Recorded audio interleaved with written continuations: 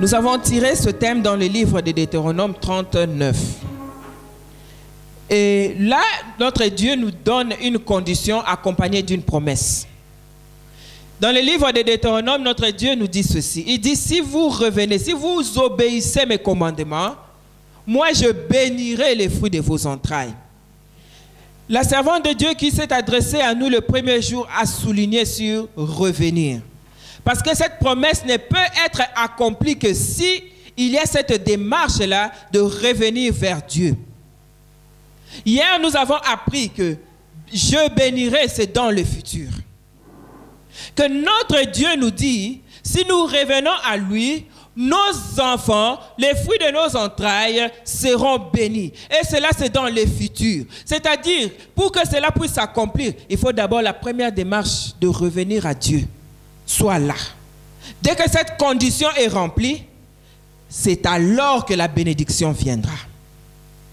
Et la servante de Dieu hier a souligné une chose. La Bible nous dit, dans le livre de Chroniques, dit que quand nous revenons, lui aussi il revient. Cela veut dire que si nous nous éloignons, lui aussi s'éloigne. Alléluia. Quand nous revenons, notre Dieu aussi revient. C'est-à-dire que lorsque nous sommes en dehors de Dieu, lorsque nous sommes à l'écart, lui aussi va à l'écart.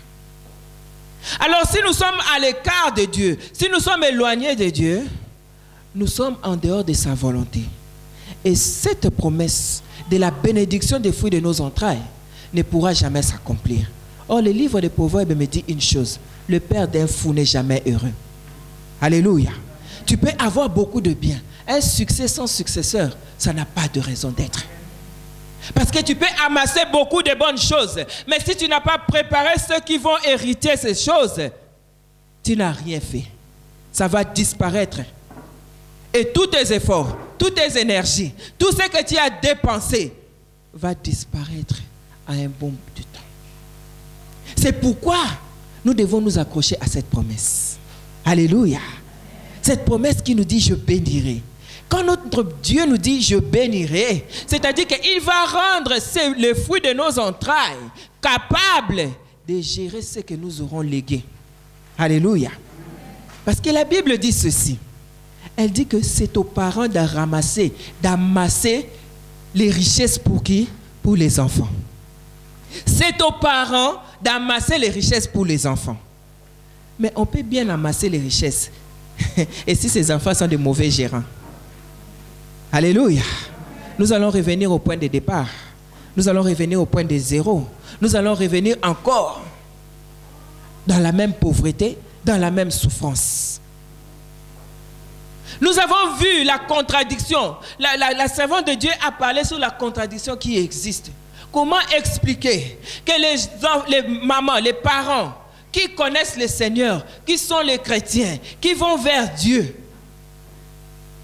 mais qui se retrouvent avec des enfants cambrioleurs, qui se retrouvent avec des enfants qui sont dans la rue, qui se retrouvent avec des enfants qui n'ont pas un avenir, qui ne peuvent pas se focaliser, qui sont nulle part, sans avenir. Comment expliquer cette contradiction? Est-ce que Dieu est le Fils de l'homme pour revenir à sa parole? On a dit que non. On a dit que nos bouches ne pourront jamais maudire nos enfants. Parce que cet enfant-là qui est dans la rue, si tu le vois dans la rue, c'est à toi maintenant les parents de revenir vers le Seigneur. Et dire maintenant, regarde ta parole me dit, si je reviens à toi, tu béniras les fruits de mes entrailles. C'est alors que cet enfant reviendra. Alléluia. C'est-à-dire, quelque part, nous les parents, nous détenons la clé de l'avenir de nos enfants. Si nous nous accrochons à Dieu, même si nos enfants déraillent un moment, mais nous avons cette promesse que nous pouvons brandir pour dire que Seigneur Jésus, voilà ce qui arrive à mon enfant. Mais moi, je suis accroché à toi. Je ne regarde pas ce qu'il fait. Je ne regarde pas qui il est devenu. Moi, je regarde cette promesse. Tu as dit que tu es derrière cette promesse pour son accomplissement. J'ai toujours dit à l'assemblée, j'ai dit, il ne commence pas une chose pour les laisser au bon milieu. Quand il commence, il est alpha. Quand il termine, l'accomplissement, il est oméga. Comme il est les deux, c'est-à-dire tout ce qu'il commence, il l'accomplit. Alléluia. Aujourd'hui, nous allons lire dans le livre de 2 Rois. C'est une histoire très fascinante. Nous sommes dans le livre de 2 Rois 4. C'est une longue lecture, mais elle est tellement belle. Je suis sûr que vous allez la suivre attentivement. Nous allons commencer à partir du verset 8 jusqu'au verset 38. 2 Rois 4, 8 à 38. 2 Rois chapitre 4, verset 8 à 38. Deuxième livre de Rois, chapitre 4, verset 8 à 38. Pour le bénéfice de ceux qui écrivent, vous pouvez aussi écrire Psaume 127, 1 à 4, Deutéronome 29, 29,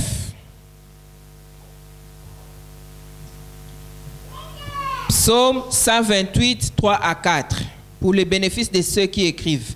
Parce qu'on ne va pas tout lire à cause du temps, vous pouvez lire à la maison. Ici, nous allons lire seulement le deuxième livre de Rois, chapitre 4, verset 8 à 38. Mais pour ceux-là qui écrivent, notez ceci, Psaume 127, 1 à 4, Psaume 128, 3 à 4, Deutéronome 29, 29, donc chapitre 29, verset 29. Je reprends, Psaume 127, verset 1 à 4, Psaume 128, verset 3 à 4, Deutéronome 29, 29. On est ensemble? Ok. Donc ici, nous allons nous concentrer dans les livres de Rois. Ceux qui ont pris note pourront lire, ça va complémenter cet enseignement. Je lis dans le nom du Seigneur Jésus, 2 Rois 4, 8 à 38.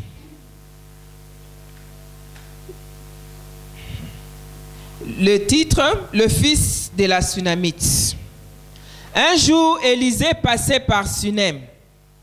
Il y avait là une femme de distinction qui le pressa d'accepter à manger. Et toutes les fois qu'il passait, il se rendait chez elle pour manger. Elle dit à son mari, « Voici, je sais que cet homme qui passe toujours chez nous est un saint homme de Dieu. Faisons une petite chambre haute avec des murs et mettons-y pour lui un lit, une table, un siège et un chandelier, afin qu'il s'y retire quand il viendra chez nous. » Élisée étant revenu à Sunem, se retira dans la chambre haute et y coucha.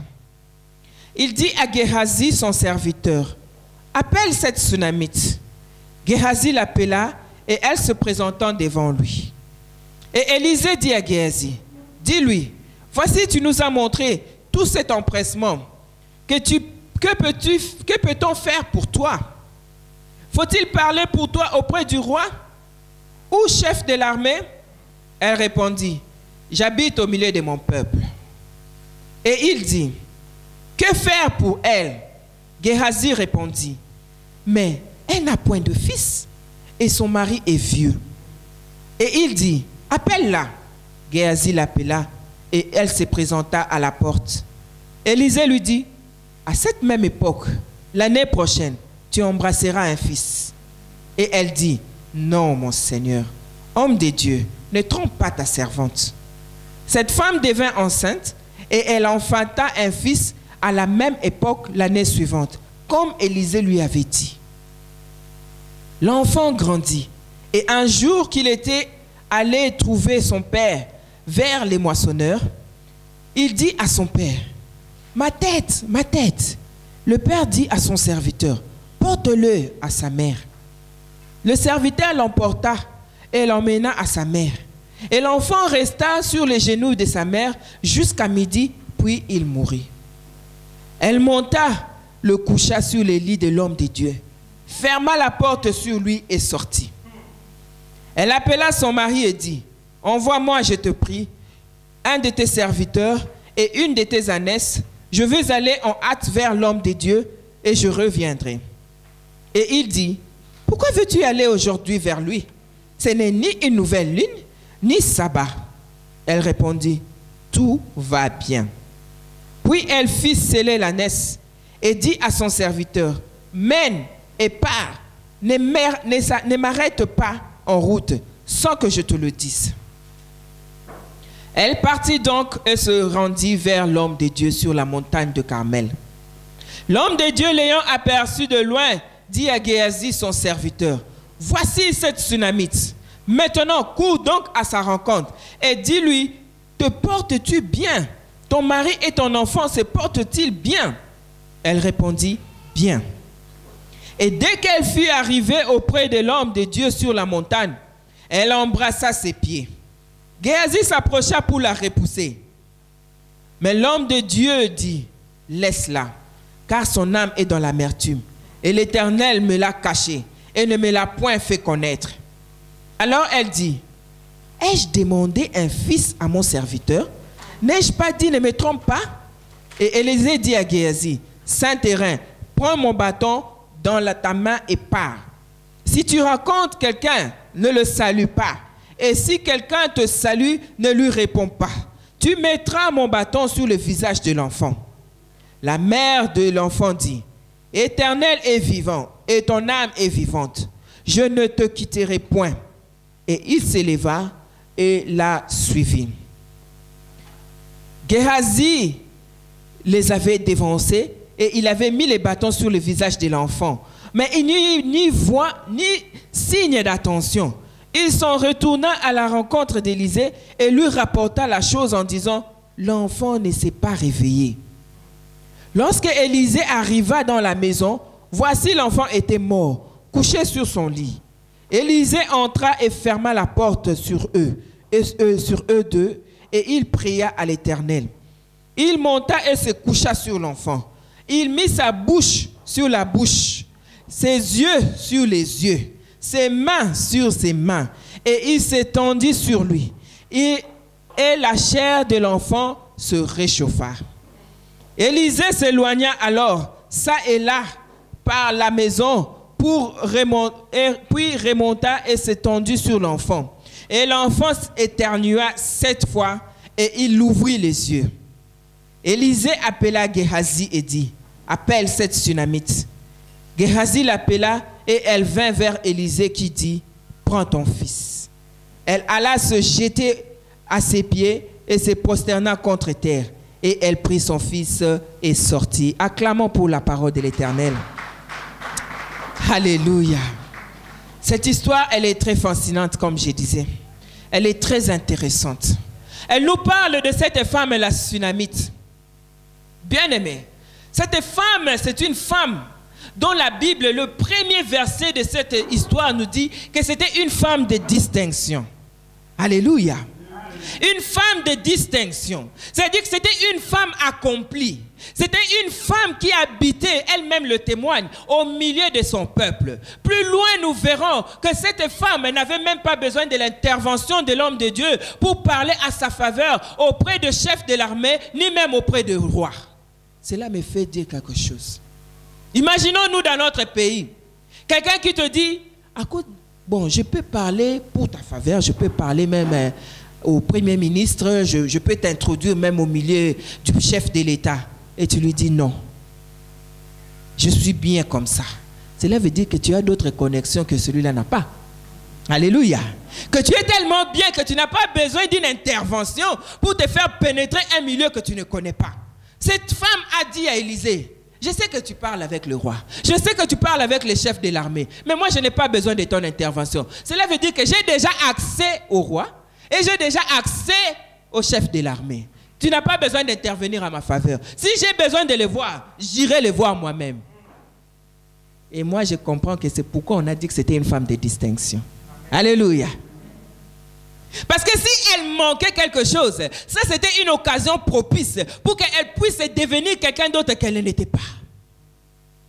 Mais et si elle décline une offre que moi et toi, peut-être, si on nous dit, je peux t'introduire chez Cameroun, ça peut arriver quand?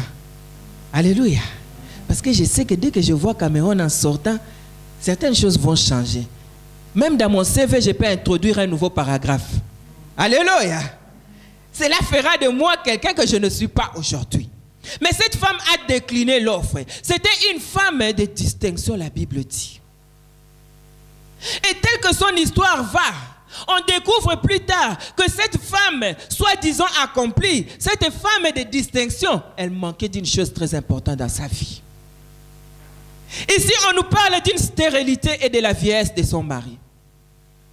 C'est-à-dire, elle n'avait pas les fruits de ses entrailles. Alléluia. Elle n'avait pas encore touché les enfants. Elle n'était pas encore en mesure d'avoir les enfants. Tout simplement à cause de l'âge de son mari. Parce que la Bible a bien souligné. Géhazi a dit, je ne vois pas de fils. Par contre, son mari est déjà vieux. Cela veut dire, il est déjà dans le désespoir. Et nous la verrons par la suite. Lorsque Élisée demande à cette femme, elle dit, moi, je n'ai pas entendu le bruit des enfants ici. Cette femme a dit, ne trompe pas ta servante. Comme pour dire, ce n'est même plus un sujet, ce n'est même plus une requête de prière. Je veux dire à quelqu'un aujourd'hui, ce que tu considères ne plus être même une requête de prière, Dieu va le faire. Dieu va le faire pour toi, parce que c'est ton droit. Alléluia. Cette femme a dit, ce n'est même pas une requête dans cette maison. Et ce que nous découvrons, c'est une femme qui a le discernement. La Bible dit, la femme souffla à son mari. Elle lui dit, je sais que cet homme qui vient ici, c'est un homme de Dieu. Bien-aimé, pour bien gérer les fruits de nos entrailles, nous devons être les hommes et les femmes de discernement. Sans le discernement, il y aura un vent étranger qui va souffler dans ta propre maison et tu ne sauras pas d'où il vient jusqu'à ce que tu constates les dégâts. Est-ce que je parle à quelqu'un? Est-ce que je parle à quelqu'un? Il y aura un vent contraire qui va souffler dans ta maison et tu seras dans la distraction. C'est seulement après que tu vas constater les dégâts. Nous avons besoin de discernement. Si tu n'as pas le discernement, tu ne sauras pas que dans ton hôtel, on est en train de brûler un feu étranger. Quand je parle des fruits des entrailles, bien aimé, c'est un sujet, c'est un domaine que je prends ça très au sérieux. Parce que je dis toujours une chose, élever un voyou, tu n'as pas besoin de commettre beaucoup d'efforts. Élever un directeur de société, tu as besoin d'engager de l'énergie. Si tu veux abandonner des enfants, tu ne connais pas à quelle heure ils reviennent, tu ne connais pas à quelle heure ils sortent de ta maison, tu ne connais pas à quelle heure ils font les devoirs, tu ne connais même pas à quoi ressemble son professeur. Il n'a pas de livres, mais il a beaucoup de jeux d'électronique. Tu es en train de manufacturer les prisonniers de demain. Alléluia. Est-ce que je parle à quelqu'un? Et cela est facile à faire. Parce que tu n'engages rien. Tu n'as besoin de rien. Tout ce que tu as besoin, achète la nourriture, achète les habits, achète les video games, donne-lui de l'argent. Et demain, il va seulement porter l'uniforme qui a une adresse derrière. Si ce n'est pas Holloway, c'est Caledonia. Alléluia. Alléluia. Quand je parle des fruits des entrailles aujourd'hui, je m'adresse aux chrétiens et je me dis, Seigneur Jésus, si tu vas bénir les fruits de nos entrailles, tu ne peux pas bénir les enfants qui sortent de la pourriture. Parce qu'on engendre que c'est qu'on est. Prends ces enfants, emmène-les dehors, laisse-les jouer, laisse-les contacter qui ils veulent. Tu n'as pas de discernement, tu ne sauras pas qu'il y a déjà un feu étranger qui est en train de brûler sur l'autel de cet enfant. Mais si tu es une femme, si tu es un homme de discernement, même par le langage de l'enfant, tu sauras que ce feu ne vient pas de cette maison. Que sur cet autel, le feu ne vient pas de cette maison. Cette femme avait la bonté, la générosité de recevoir beaucoup de gens. Mais il n'y avait pas d'autres chambres dans sa maison pour les serviteurs de Dieu si ce n'est que pour Élisée. Alléluia. Alléluia. La Bible dit que c'était une femme qui avait le discernement. Il a dit à son mari, moi je sais que c'est monsieur qui vient manger ici. C'est un homme de Dieu. Alors je ne voudrais pas qu'il puisse venir, il mange et il va se débrouiller ailleurs pour dormir. J'aimerais aussi fabriquer ou bien construire une chambre pour lui, afin que lorsqu'il viendra, il trouve une place pour dormir. La Bible dit, en accord avec son mari, ils ont bâti bâti cette chambre. Ils y ont mis des lits et une chaise et des chandeliers. C'est-à-dire ils ont créé un environnement propice pour que l'homme de Dieu se sente à l'aise. Alléluia. Et quand bien aimé, la Bible dit, crois à Dieu, tu seras béni. Mais crois à ses serviteurs. Alléluia. Et tu vas recevoir les prophéties qui viennent de Dieu. Cet homme qui mangeait est passé. Mais un jour, lorsqu'on lui a présenté la clé de sa chambre, il a commencé à prophétiser. Et bien aimé, cherche que l'homme de Dieu prophétise à ta faveur. Cherche que l'homme de Dieu prophétise à ta faveur. Je sais qu'il y a beaucoup de gens là dehors qui parlent n'importe quoi, qui fabriquent les prophéties. Mais il y a aussi des vrais. Si tu as le discernement, tu sauras distinguer le faux du vrai. Alléluia. Bien aimé, quand nous allons à l'hôpital, nous faisons confiance à quelqu'un qu'on n'a jamais vu auparavant. Mais ce n'est pas tel qui te dit que tu vas prendre ces médicaments pendant 1 mois. Peut-être qu'il est là, il travaille avec les diplômes de son fils qui est mort. Alléluia. N'est-ce pas qu'on regarde les documentaires et on retrouve des choses qu'on ne peut pas imaginer. Alléluia. Cela nous empêche d'aller aux urgences. Ce n'est pas parce que tu as rencontré un faux que les vrais n'existent plus. Moi, je viens te dire aujourd'hui que tu as besoin de la parole d'un homme de Dieu pour ta prospérité. Cette femme, après avoir béni l'homme de Dieu, ma Bible, moi, me dit que cet homme a commencé à prophétiser. Si Abraham n'avait pas accueilli les anges dans sa maison, il n'allait pas connaître la date exacte de la naissance de son fils. Cet homme de Dieu, Élisée lui a donné une prophétie avec précision. Il dit, l'année prochaine, à cette même époque, tu embrasseras un fils. Bien-aimé, elle est sortie de là. Elle ne savait pas. Mais la parole de l'homme de Dieu s'est accomplie. L'année prochaine, elle a sûrement embrassé un fils. Mais regarde ce qui attire mon attention. Je bénirai les fruits de vos entrailles. Ici, nous sommes en face d'une femme de distinction. Ici, nous sommes en face d'une femme qui connaît servir Dieu.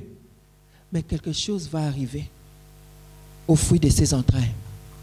La Bible me dit qu'un beau matin, l'enfant a commencé à se plaindre. J'ai des maux de tête. J'ai des maux de tête. Son père le renvoya chez la maman. Apporte l'enfant à sa maman. Est-ce qu'il y a des mamans en ces lieux? Quand ça va toujours mal, on les ramène toujours vers nous. Alléluia. Et les mamans. Les mamans, alléluia. Quand tout va bien, tu as vu mon fils? Ça c'est ma fille, hein? Elle vient de terminer sa maîtrise, petit homme. Quand ça va mal, elle est pute comme sa mère. Elle ment comme sa tante. Elle dit n'importe quoi comme sa petite. Ça revient à la maman. Ça n'a pas commencé aujourd'hui. Alléluia! L'enfant a attrapé le mot de tête entre les mains de son père. Mais la parole de papa n'était pas alors faire... Non, ramenez-le chez sa maman. C'est pourquoi à la croix. Et on n'a pas su où était passé Joseph. Mais il y avait Marie en bas de la croix.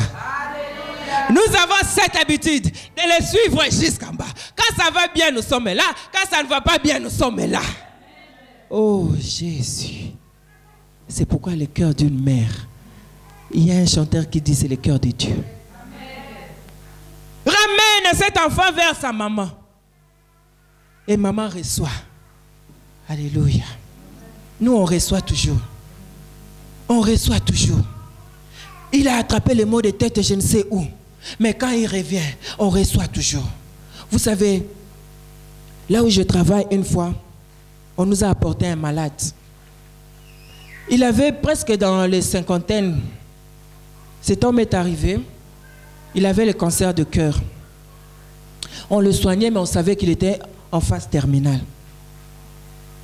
Alors, il était accompagné de 2 gardiens de prison qui gardaient. Un jour, je faisais le shift de la nuit. Je suis arrivé, j'ai dit, il ne va pas trop bien. Enlevez vos menottes. Ils ont dit, on n'a pas le droit d'enlever les menottes parce qu'un prisonnier est prisonnier même à l'hôpital. Ils sont menottés. J'ai dit, j'ai besoin de les soigner.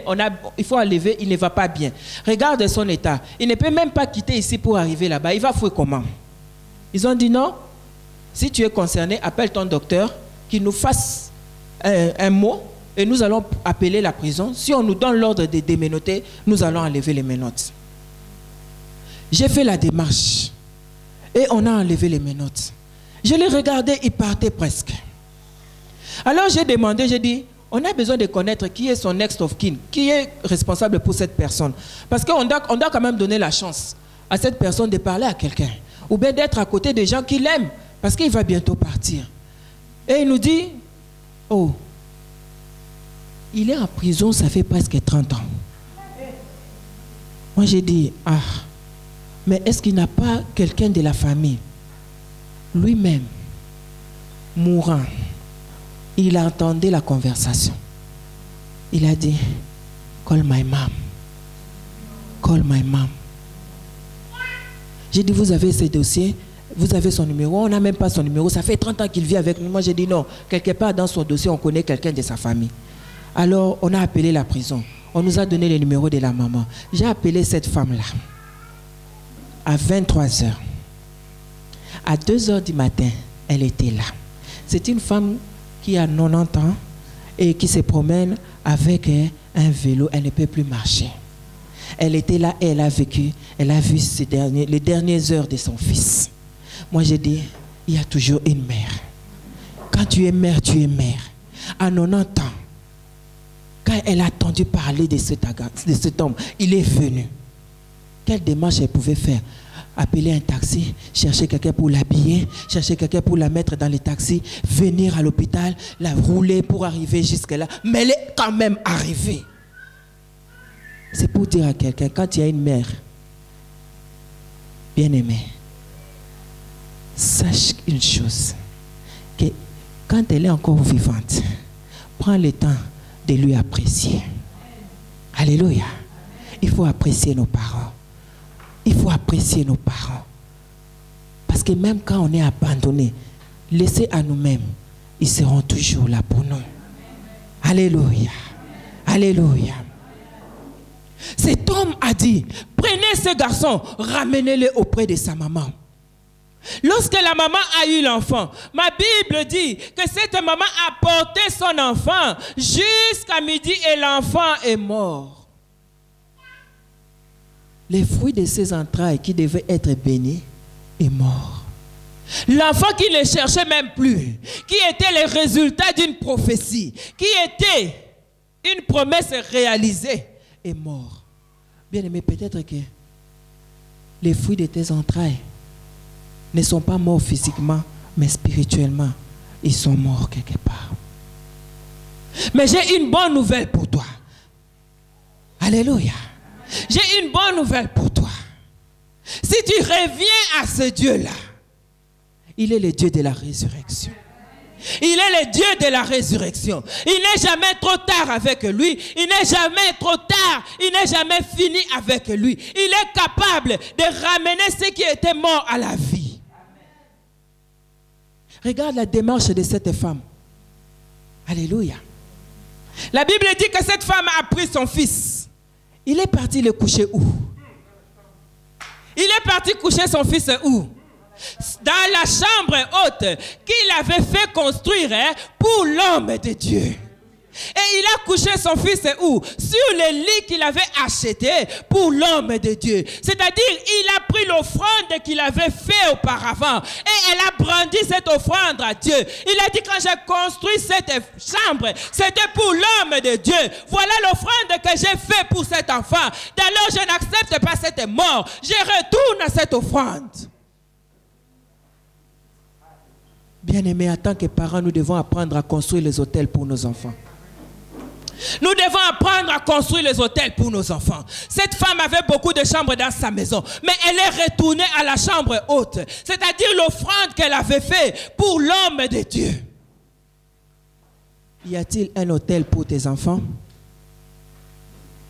Y a-t-il une offrande qui parle à Dieu pour ton fils? Y a-t-il une offrande qui parle à Dieu pour ta fille? Alléluia. J'ai béni beaucoup cette église. Nous sommes une église bénite, bien-aimée. Alléluia. Vous savez cette salle qui paye ça? Nous avons les bébés partenaires dans cette église. Il y a des enfants de 3 ans qui payent cette salle. Il y a même un enfant de 7 mois qui paye cette salle. C'est-à-dire, les child bénéfices de cet enfant, sa maman a viré ça au compte de cette église. Et je parle cela à la gloire de notre Dieu. Nous venons ici, nous écoutons cette parole, nous sommes bénis. Mais cet enfant-là est privé de ça d'enfant qui lui a été octroyé par l'État, mais qui paie cette salle où toi tu viens écouter la parole de Dieu. Acclamons pour ce Dieu-là. Alléluia! Il est vivant! Il est vivant! Qui? Alléluia! Cette femme a pris l'offrande qu'il avait offerte. Il a brandi cette offrande. Il a dit, je veux revenir à la source. Je veux revenir au point de départ. Il a dit, si l'homme de Dieu n'avait pas prophétisé, cet enfant n'allait pas exister. Parce qu'il avait prophétisé et que son Dieu avait honoré sa parole. Aujourd'hui, j'étais appelé mère. Mais moi, je ne serai pas appelé mère d'un défunt. Je ne serai pas appelé mère d'un voyou. Je ne serai pas appelé mère d'une prostituée. Je ne serai pas appelé mère d'une alcoolique. Je ne serai pas appelé mère d'un vaurien. Je refuse. Bien aimé, il y a certaines choses qu'il faut refuser. Il faut refuser ça par la prière. Tu prends ta Bible et tu dis non. Je refuse d'être appelé un père d'un vaurien. Dans ma vie, je ne suis pas un agent du diable pour faire les enfants qui vont aller gonfler l'enfer. Je suis un agent de Dieu pour faire les enfants qui vont aller peupler le ciel. Cette femme a refusé. Elle a regardé à gauche, elle a regardé à droite, elle a dit non. Je vais revenir à la source. Elle a pris son ânesse. Regarde, son mari lui pose la question de savoir. Pourquoi tu es si pressé d'aller voir l'homme de Dieu?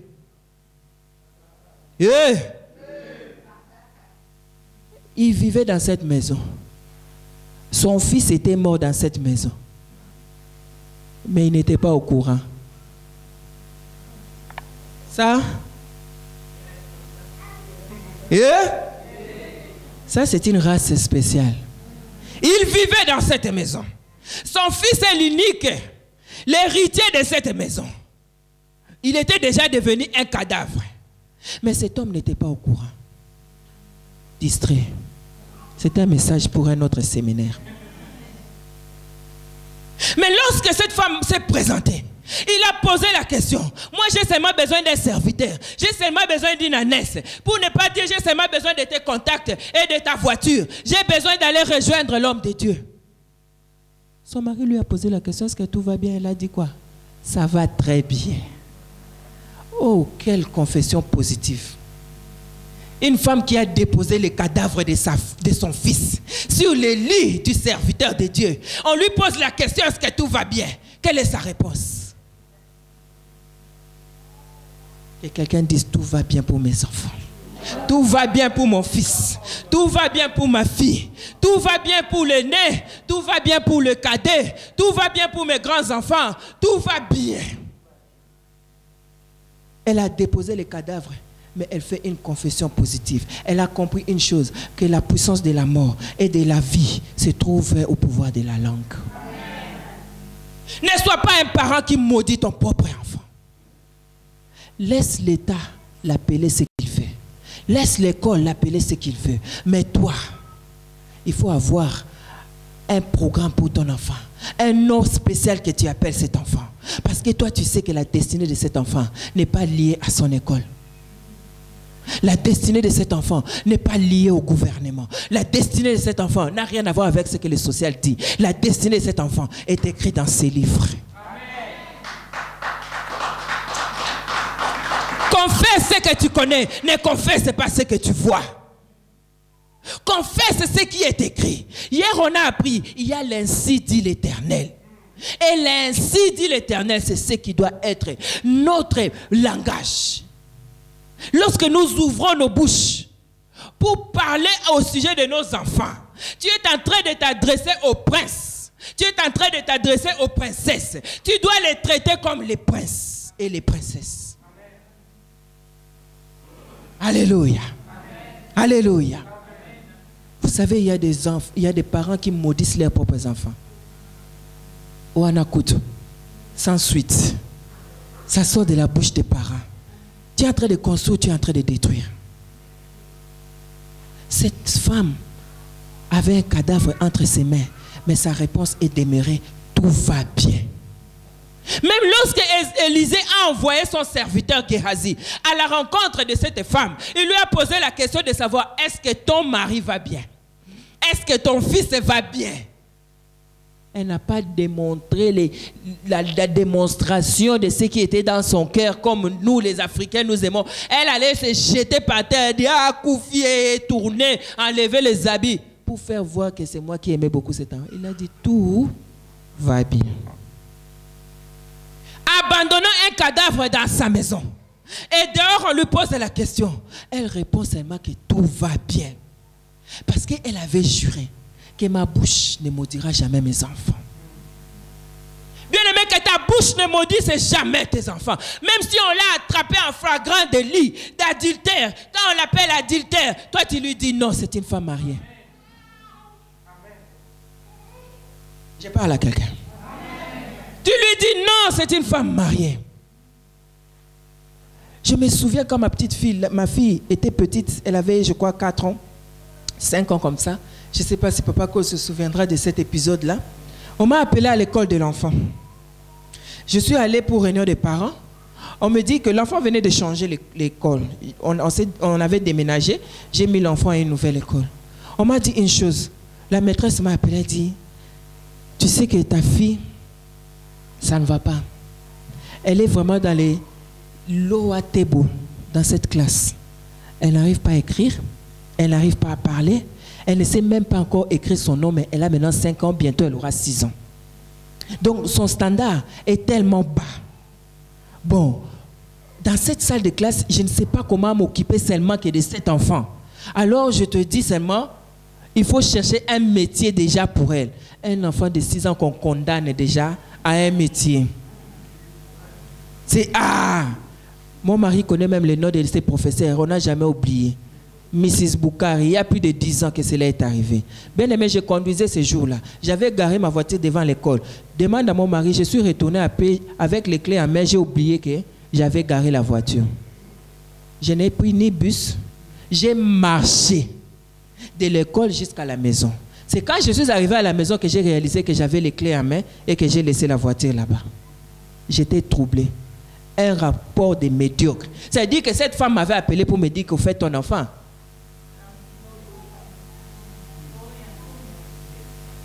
Il faut déjà commencer à penser à Tesco, hein?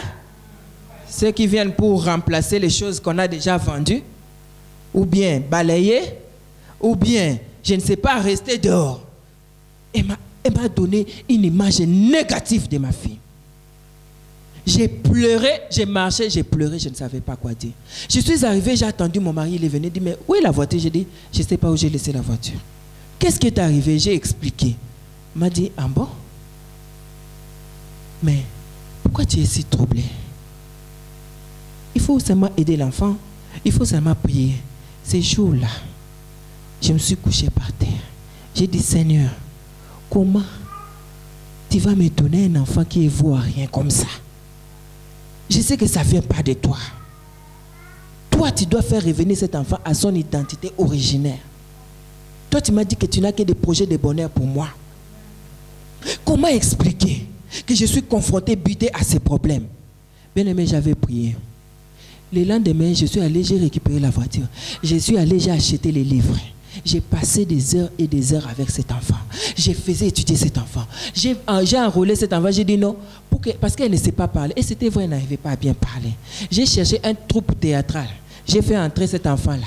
Elle était devenue membre des troupes théâtrales. Elle faisait les théâtres. Là, au moins, elle est exposée. Elle devait parler. J'ai pris l'enfant. J'ai dit, le sport, c'est nécessaire pour la discipline. Je l'ai enrôlée dans le swimming pool. Elle allait nager tous les jours. J'amenais l'enfant, je l'amène nager. Je prends l'enfant, je l'amène au théâtre. Je prends l'enfant, je faisais tout ça.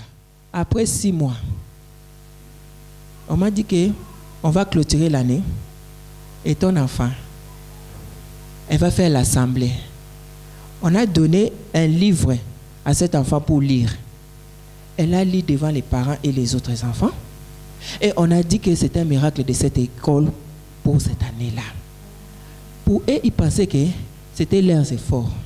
Mais moi, je savais que c'était Dieu, en association avec moi et son père, qui ont produit ces résultats-là. C'est pourquoi on ne peut pas sacrifier l'avenir de nos enfants à l'école. On ne peut pas sacrifier l'avenir des enfants au gouvernement. On ne peut pas sacrifier l'avenir des enfants à une personne donnée. Prends tes responsabilités. Prends tes responsabilités, parents. Comment expliquer que ton enfant est en train d'échouer en mathématiques, mais tu lui achètes le video game qui coûte 300 livres pendant qu'un répétiteur de mathématiques n'est que 25 livres par heure? Comment expliquer cela? Comment expliquer qu'on te dit que ton enfant n'évolue pas bien au niveau tel, mais toi tu es capable d'entrer dans la maison, dans une boutique, tu achètes les habits de Gucci, tu achètes les habits de Versace, mais pendant que cet enfant ne connaît aucun sport dans sa vie, aucune discipline. C'est l'irresponsabilité. Les fruits de nos entrailles doivent être bénis, mais il faut remplir la condition, revenir vers lui. Si ce n'est pas à ton intérêt, ça ne te dit rien pour cet enfant-là. Non, élever un enfant, c'est le sacrifice de tous les jours. Cette femme a pris l'ânesse, elle a suivi l'homme de Dieu. Lorsqu'il est arrivé devant l'homme de Dieu, il a dit, pourquoi tu m'as trompé? Bien aimé, c'est bien d'être connecté à un homme de Dieu. C'est bien d'être connecté à un serviteur de Dieu. Cet serviteur de Dieu connaissait l'histoire de cet enfant-là. Alléluia. Il connaissait l'histoire de cet enfant-là. Alors il s'est dit, prends mon bâton. Les bâtons à l'époque, c'était la représentation de sa puissance. Amène les bâtons. Mets les bâtons sur l'enfant.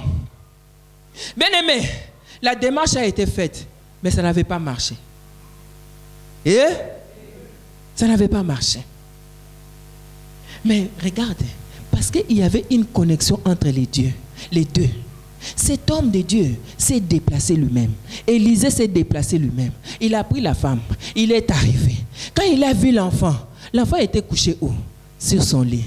Ça a ramené à son mémoire ce que cette femme-là avait fait pour sa vie. Toutes les bonnes choses qu'il mangeait dans cette maison, toute cette nourriture qu'il consommait dans cette maison, il n'était pas considéré comme une charge pour cette maison. Il était considéré comme une célébration pour cette maison. Ma Bible dit, il se coucha sur l'enfant. Tête, tête, yeux, main. C'est-à-dire, il a donné tout ce qu'il avait pour cet enfant. Alléluia. Alléluia.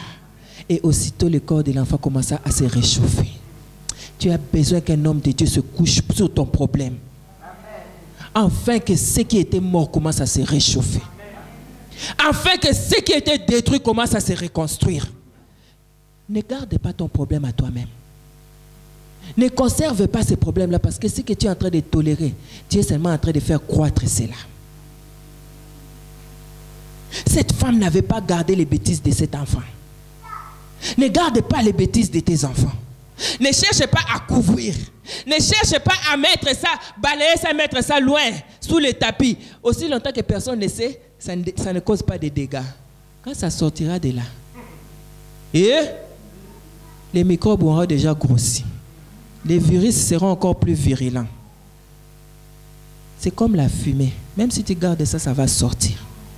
Cherche à être connecté à un homme de Dieu. Cherche à être connecté à la parole de Dieu. Cherche à être connecté à la vérité de Dieu. C'est alors que cette vérité se couchera sur l'enfant. Et quand la vérité se couchera sur tes enfants, tu verras les résultats. Ils vont se réchauffer. Amen. Ici, la Bible dit que lorsque l'homme de Dieu s'est couché sur cet enfant, qu'est-ce qui est arrivé? Cet enfant a éternué. Lisons un peu ce qui est arrivé. C'est très important. Oh, j'aime bien notre Dieu. On commence à lire à partir du verset 34. Si tu as ta Bible, ouvre cette Bible-là et lis toi-même. À partir du verset 34, ça nous dit ceci. Il monta et se coucha sur l'enfant. Il mit sa bouche sur sa bouche, ses yeux sur ses yeux, ses mains sur ses mains, et il s'étendit sur lui. Et la chair de l'enfant faisant quoi? Élisée s'éloigna, alla ça et là par la maison, puis remonta et s'étendit sur l'enfant. Et l'enfant éternua combien de fois? L'enfant éternua combien de fois? Et puis qu'est-ce qui est arrivé? Acclamons très fort pour l'Éternel. Acclamons très fort pour l'Éternel. Le Dieu des miracles. La Bible dit qu'il n'a pas changé. Il demeure le même hier, aujourd'hui et éternellement. Cet enfant a éternué 7 fois. 7, c'est le chiffre de la perfection. Il y a 7 chandeliers. Alléluia. 7, c'est le chiffre de la perfection. Cela veut dire que cet enfant a repris vie. Non seulement il a repris vie, mais il a repris vie avec perfection. L'enfant a éternué 7 fois, la Bible me dit. Là, c'est un autre sujet. Il y a 7 jours de la semaine. Ma Bible dit que Dieu a construit tout l'univers en 6 jours et les 7 jours, il s'est reposé. C'est-à-dire que cette famille-là a acquis maintenant le repos de Dieu, le sabbat de Dieu. Il n'avait plus à s'inquiéter parce que l'enfant a éternué 7 fois. Et moi, je dis qu'aujourd'hui, ton fils, ta fille, que tu crois qu'il est mort, éternuera 7 fois. Il reviendra à l'état original. Dieu va le ramener tel qu'il avait construit. Il va revenir vers sa destinée. L'enfant a éternué 7 fois. Et je sais que cette famille a vécu heureux. Cette famille a connu le bonheur. Cette maman a embrassé plus qu'un seul fils. Elle a embrassé les grands-fils. Elle a embrassé les arrière-grands-fils. C'est pourquoi, bien-aimés, lorsque nous venons pendant des séminaires comme ça, ne retournons pas et continuons avec les mêmes habitudes. Lorsque ces enseignements nous changent, nous transforment, créent en nous de nouvelles créatures. Cette intelligence, cette sagesse que Dieu nous communique jour et nuit, on le saura que nous avons reçu cela quand les fruits vont commencer à se voir.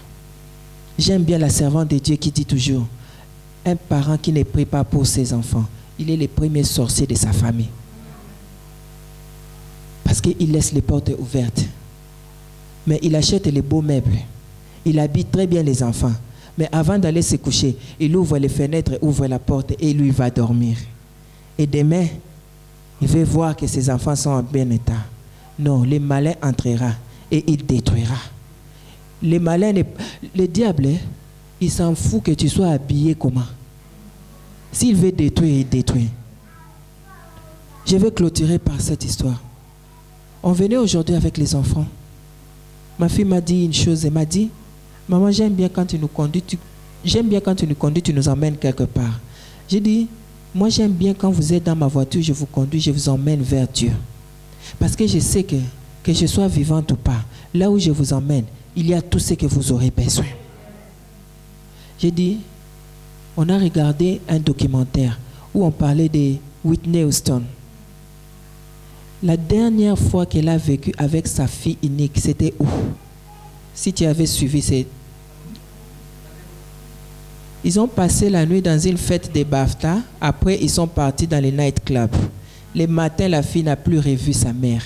Et elle est partie. Quel est le message qu'il a laissé? Enjoy yourself. Il faut boire, il faut danser, il faut se droguer. Parce qu'elle est morte dans overdose. Bien aimé, pour elle, c'est fini. Cette femme-là, malgré l'argent qu'elle a laissé, mais elle a laissé un seul message. Amuse-toi, la vie continue.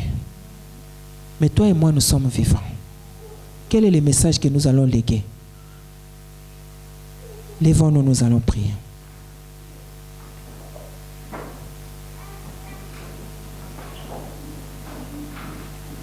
Bien-aimé, peut-être que tout n'est pas parfait dans ta maison. Mais ce que je sais, c'est que je sers un Dieu dont l'imperfection l'attire.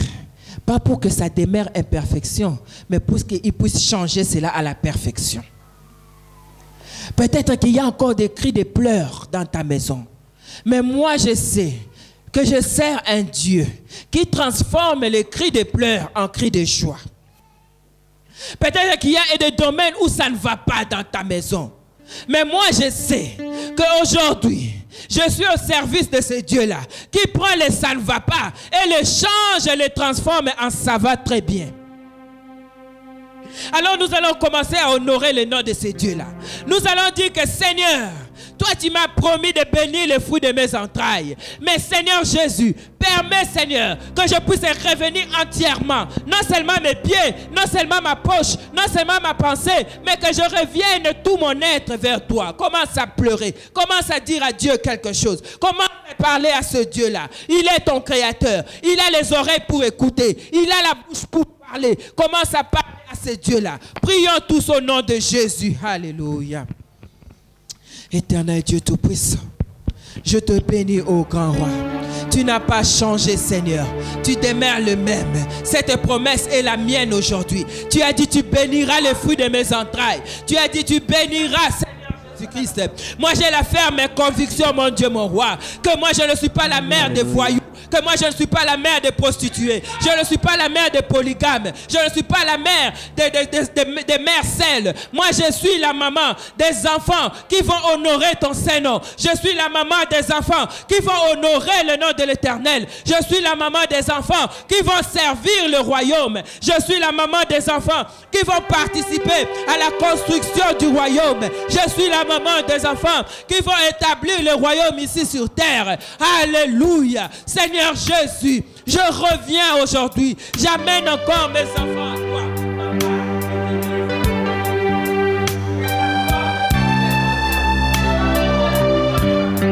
Change la destinée de ma famille. Change la destinée de ma famille. Change la vision de ma famille.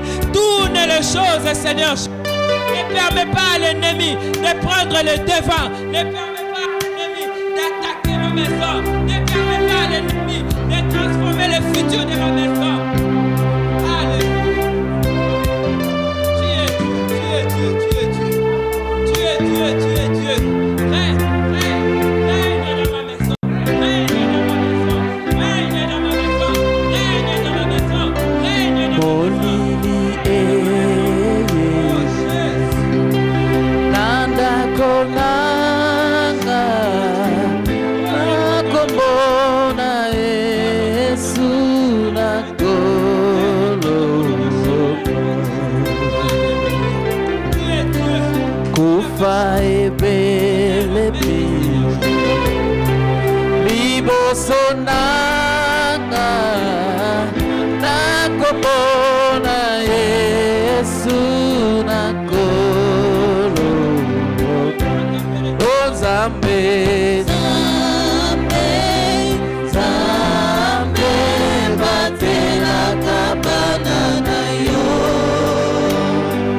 soko yo, o bateli elonga ezali, eba Zambe, Zambe, Zambe, batela kabana na yo.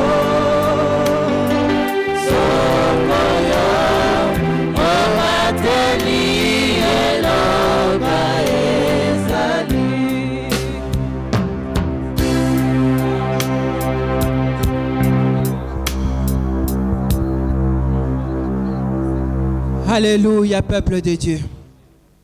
Ici, il est écrit que cette femme avait construit une chambre dans sa maison pour honorer l'homme de Dieu. Il avait son offrande en permanence devant lui. Le Saint-Esprit est en train de me souffler en ce moment. Peut-être que tu n'es pas préparé, mais nous allons faire une offrande spéciale pour chacun de nos enfants pour cette année 2012. Nous allons faire une offrande spéciale pour chacun. Tu prends une enveloppe par rapport au nombre des enfants que tu as. Tu prends le nombre d'enveloppes. Dans chaque enveloppe, tu vas mettre ce que Dieu te dira de mettre. Et tu prendras cette enveloppe-là. Avant même d'emmener ça dans ces lieux, tu vas faire des déclarations, des prophéties sur chacune des enveloppes des noms de tes enfants. Et après, tu amèneras cela à la maison de l'Éternel. Je ne sais pas si le protocole est prêt pour faire circuler les enveloppes. C'est une offrande spéciale par rapport à ces enfants. Et pour cette année 2012, tu vas faire des déclarations. Je ne sais pas. Élisée a dit que dans cette maison, il n'y a pas de fils. Et l'année prochaine, tu embrasseras un fils dans cette maison. Je ne sais pas ce que toi, tu veux embrasser au travers de tes enfants l'année prochaine.